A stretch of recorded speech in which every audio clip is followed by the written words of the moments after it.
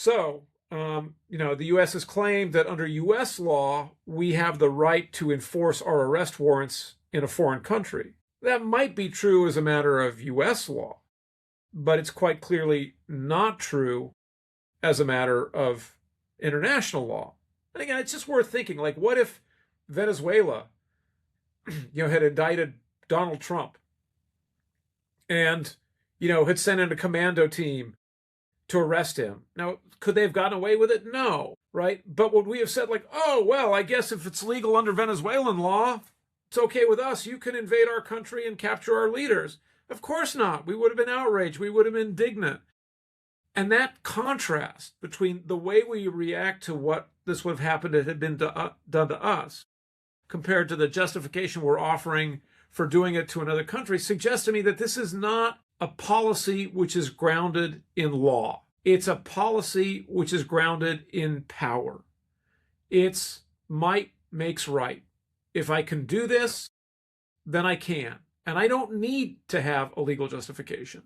In his long interview with the New York Times correspondents, I haven't read everything, but it appears that President Trump has said, like, no, we're constrained by my sense of morality, my President Trump's sense of morality, not the law. So this is classically, an illustration of might makes right, which is the opposite of the rule of law, right? Which is that everybody is subject to the same rule, no matter how powerful. Well, I would say this, international law is based, to a large extent on the behavior of states, what they do, but it's not only what states do, it's how other states react to it. So again, the Soviet Union annexed the Baltic states. The Soviet Union had the second largest arsenal of nuclear weapons. Nobody was going to use force, to liberate the Baltic states from Soviet domination, right?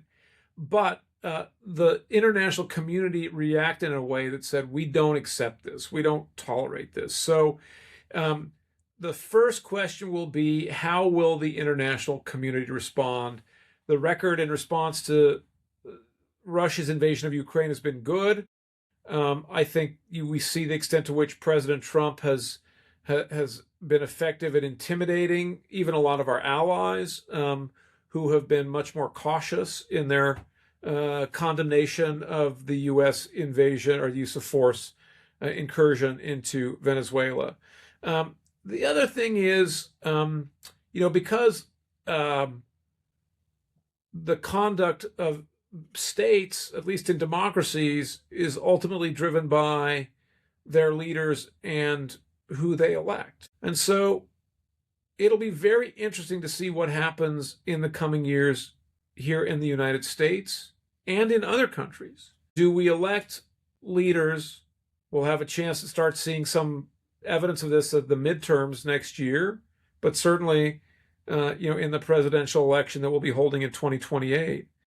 Do the American people want to uphold these legal principles that kind of shaped the international order for 80 years, or do we want to move more to a system of might makes right, thinking that, like, well, that works for us? I mean, my own view is, Americans want the United States to be an influential and a powerful country, but we're not bullies. Americans don't like bullies. And I think some of the way that we have seen this administration behave in terms of talking about running Venezuela, that if the current interim president in Venezuela, Delcy Rodriguez, doesn't cooperate with us, she'll get something worse than what happened to Maduro. To me, that sounds like a pretty clear threat of a targeted killing, of assassination. I think some Americans like this, but I think most Americans don't.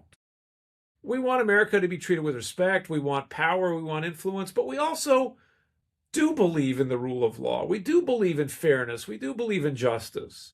And so it may be that the key question will be, how do electorates in Europe, in India, Hungary's election is going to be an interesting test case because you have kind of an authoritarian there. Turkey,